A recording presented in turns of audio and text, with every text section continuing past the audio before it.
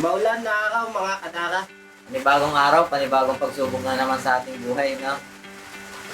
So, ito mga kadara, ang update natin sa buong kadara team.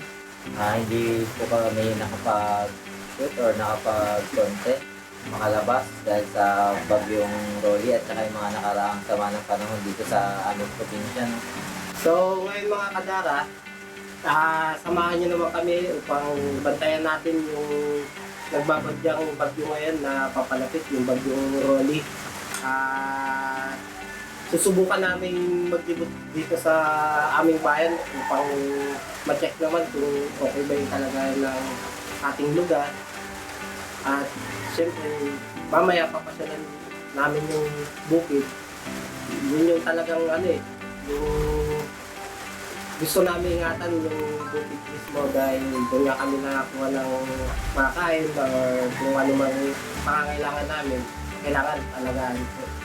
Yung bukid kasi talaga natin mga kadara yung source natin sa araw-araw.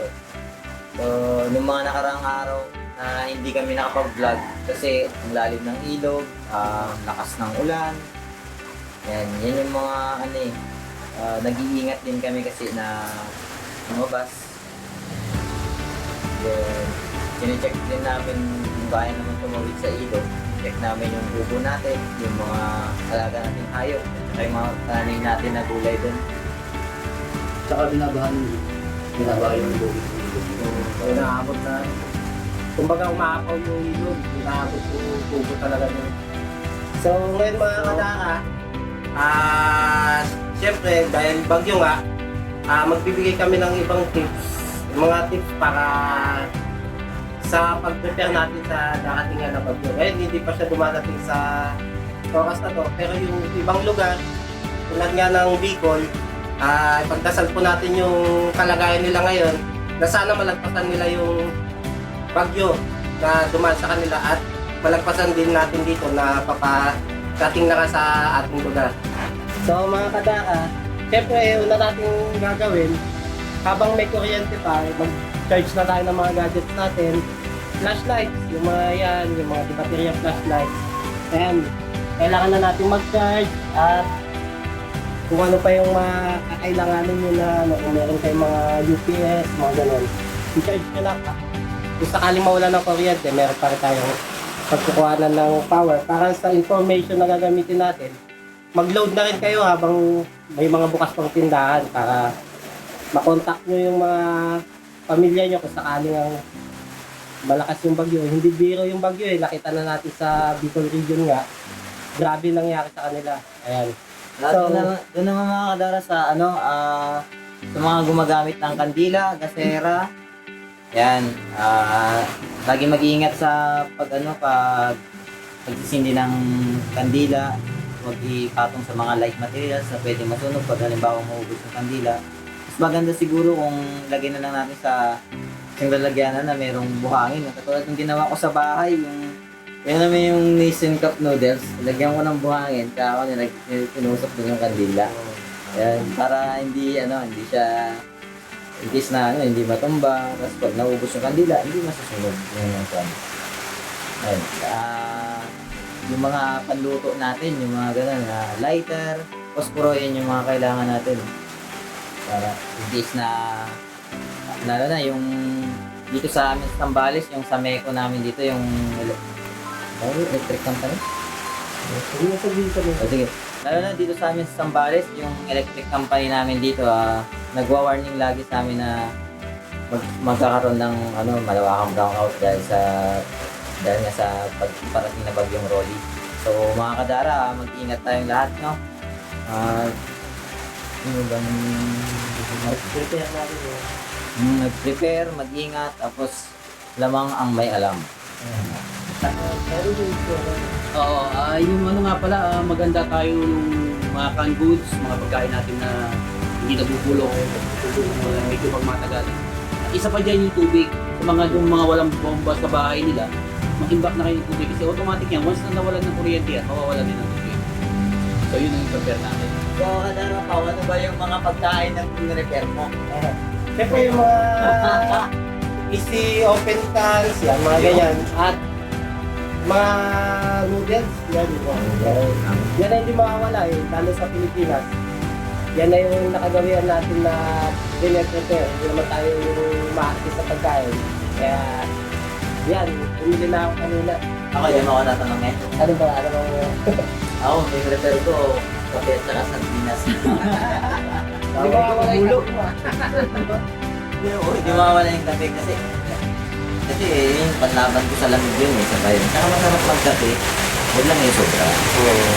Tingnan mo, ilang taon na ba ako? 35. Staging kasi yung kape, at saka antioxidant. Mga pala makakadara yung dito. So, para kami reporter dito.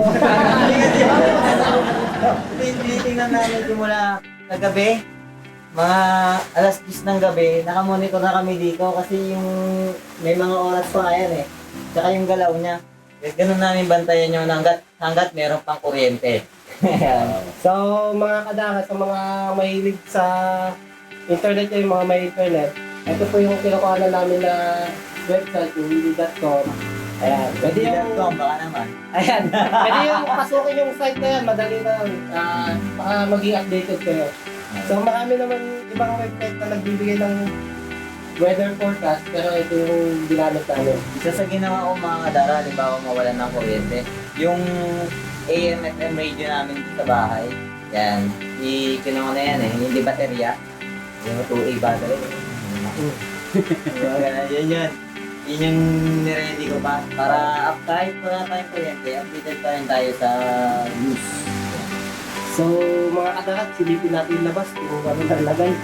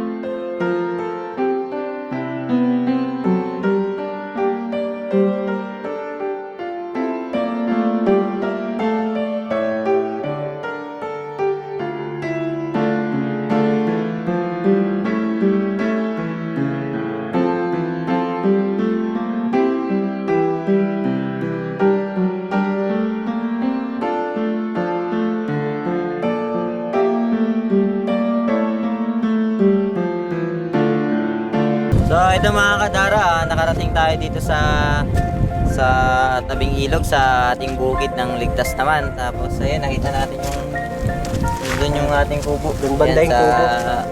Background ni Kadara Pao. Yan, so far so good naman. Hindi pa lumalalim yung ilog. As Tapos of now yan ha, as of now. Ay, As of now tayo. as of now. Di pa siya malalim pero malabo na yung ilog. Sa ngayon, hindi pa siya lumalalim. Tapos wala pang ganong ulan dito sa atin. Medyo ngayon pa lang dumidilim. Anong oras na ba? 3? Wala akong dala rin.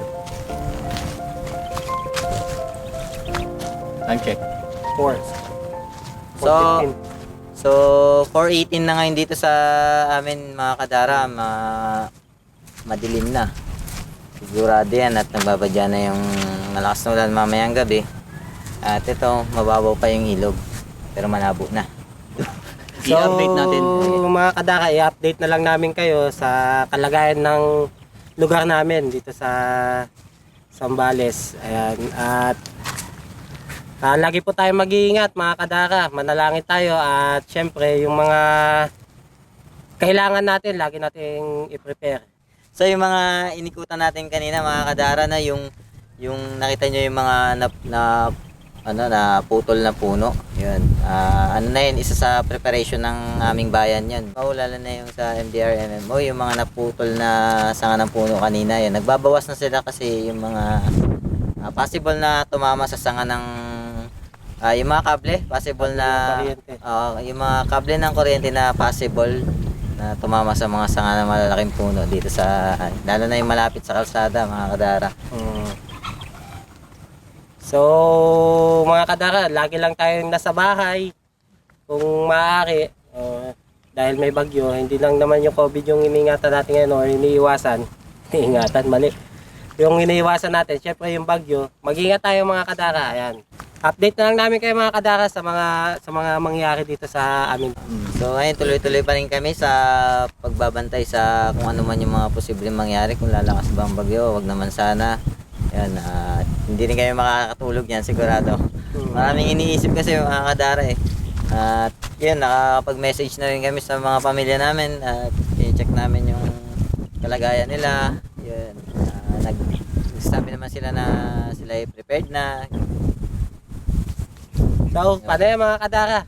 Ayan, mamaya na ulit. Babalik na muna tayo dun sa ating Maglilibot ulit kami. libot-libot. Gusto ko na magkape ah. Kape. So ayun mga kadara, habang inaantay natin si Kadara Pao dahil hindi siya sumasagot sa ating tawag kanina, meron kaming isi-share sa inyo na isang napakadaling DIY na usable sa ganitong panahon, katulad ng wala tayong kuryente, gabi na wala tayong kuryente, naubusan tayo ng kandila. Ito yung mga kailangan natin. DIY na simple lang pero tatagal naman ng napakahabang oras. Gagawa tayo ng isang simpleng candle lang. Yan. DIY lang itong gagawin natin mga kadara, tsaka napakadali. Sigurado ko yung mga materials na kailangan natin dito nasa loob lang ng bahay niyo. Ito talaga madalas namin ginagawa dito sa probinsya. Siguro, dyan sa probinsya niyo. Unang kailangan natin, talagyanan. Tapos, pangalawang kailangan natin, asin. Asin, sunod, used oil. May daing pa. Used oil na eh. Used oil nga eh. Tapos, bulak, paging bulak. Palito ng posporo. Kung wala kayong posporo, mga kadara, pwede na yung tubig. So, simulan na natin. Baka sakaling magamit ito pag walang kuryente sa inyo mga kadara. So, una, yung nalagyan na natin, lagyan natin ng asin. Lagyan natin ng asin lang. Asin lang naman.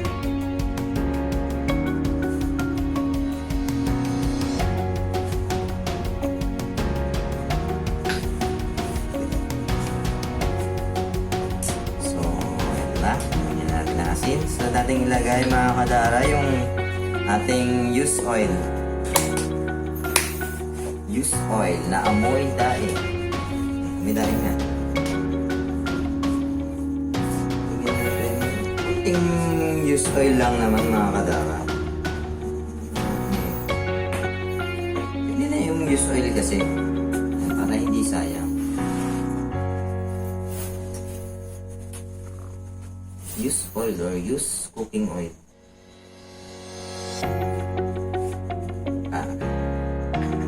Sumababaw lang siya kadara. Ibig sabihin, hindi tatayo dyan yung ano natin, palito ng posporo natin. So, dadagdagan natin ng asin. Natin ng asin.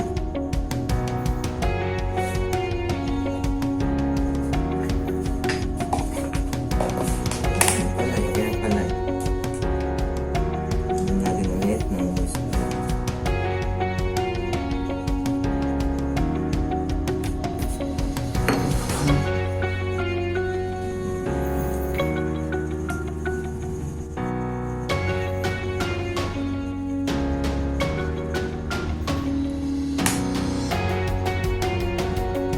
So, ayan. Okay na to. Ayan. Nakita na yung aking kamay. So, susunod natin gawin mga kadara, yung palito ng posporo natin, babalutin natin ng cotton o kulak. Ayan. Hindi naman kailangan na napakaraming kulak. Yung sakto lang.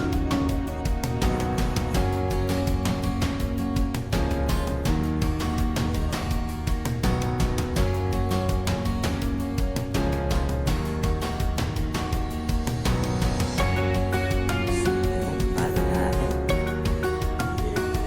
Palit na natin ang ating palito ng posporo.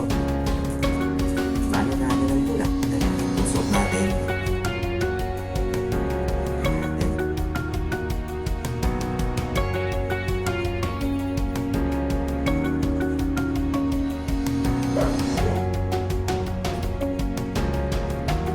So wait natin konti na ma-absorb ng cotton yung used oil natin.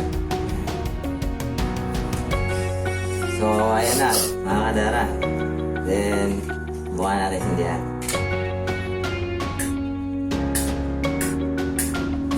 Uy!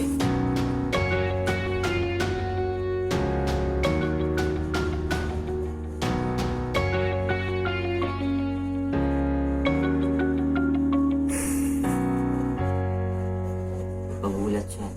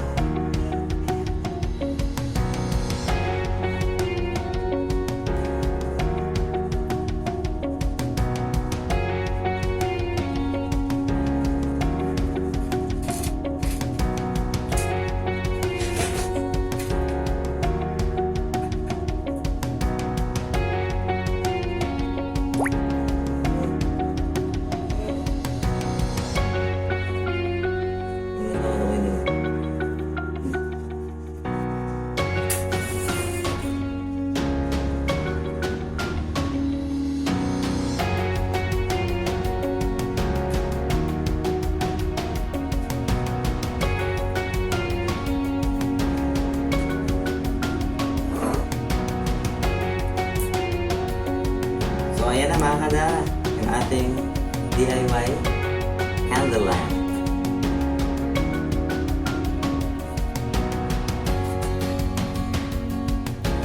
So ito na mga kadara, yung ating candle lamp DIY.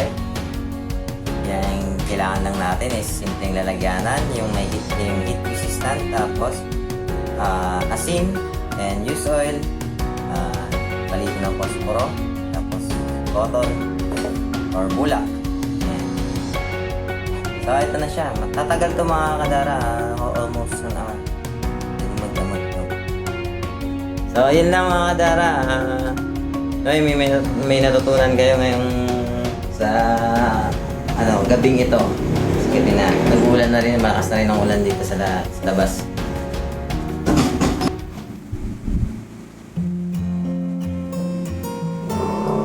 So, ayun mga kadara, medyo bali, ito lang muna yung may share namin sa video na to. Ito na yung day 2 ng ating pa tinatawag na bantay rolling. Magbabantay sa Bagyong Rolly at sa pag-prepare na rin namin dito sa aming probinsya. Ayun, mamapansin nyo, wala si Kadara Pau. At medyo busy sa kanilang tahanan, no? At hindi nga natin siya nakontak ng kagabi. Hindi natin siya nakontak kagabi. Nakatulog pala ng maaga. Buti naman at nagsabi siya agad ng bandang 11 PM yun, nag-chat din siya na nakatulog siya. Kala nga namin, parang emergency na kasi hindi sumasagot sa tawag. So yun Kadara, no, okay naman ho dito sa amin, wala namang problema. Na-expect nga namin na medyo lalakas ng bandang alas 12 pero naglabas na ng forecast ng Pag-asa na naging signal number 1 na lang siya. No? For Typhoon to Naging tropical storm na lang. tropical storm. Yung pagdating niya sa West Philippine Sea. Yung pagdating ni Rolly sa West Philippine Sea, yun naging tropical storm na lang siya. So, malaking kasalamat din namin kay Lord at hindi umabot ng ganun kasi marami rin tayong mga kababayan dito mangingisda. Yun nga, hindi nga nakakapanglaot yung iba dahil nasa gale warning. At tingnan mo, wala tayong isda ngayon. So, man din ang tangi. So, kanina Kadara, dapat sana punta nga kami ng ilog at bibili nga sana siya si Kadara Nico ng tangi. Kaso masabi ko nga, walang lumaot na mangingisda ngayon. Kaya Walang fresh na isda sa Fresh na palengke. Wala rin tayong mga kababayan na nakatira sa tabing dagat na nagtinda ng mga isda. At mga Kadara, ito dito sa mga kababayan namin dito sa San Antonio, ito nga pala yung emergency hotline ng ating bayan. Yan. Makikita nyo dito. Yan, pwede nyong i-post muna yung video, tapos i-screenshot nyo para makita nyo, matandaan nyo yung mga numbers, mga contact numbers nila. Yan. Emergency hotline of San Antonio, Zambales. At doon po sa patuloy po na sumusubaybay sa amin sa mga vlog namin, kami po ay humihingi ng konting paunmanhin kung hindi po kami nakakapag-upload itong mga recent weeks dahil po sa sunod-sunod po yung bagyo na dumaraan po rito sa amin. Hopefully po ay makakapag-upload na po kami ng tuloy-tuloy. Siguro medyo dadalasan na natin, ano? Babawi po kayo mga Kadara. Ganun lang mga Kadara, no? Kasi sa ating mga Pinoy ang always na nakangiti kahit sunod-sunod na problema ang dumarating sa atin. Kami ang inyong Kadara na nagsasabing pandemic ka lang, Pinoy kami. So, tuloy-tuloy lang sa buhay mga Kadara, no? Basta masaya ka sa ginagawa mo at wala kang natatapakang tao. Ako po si Kadara Team. Ako naman po si Kadara Nick. Kasama pa rin po namin si Kadara Pau. At kami ang inyong Kadara.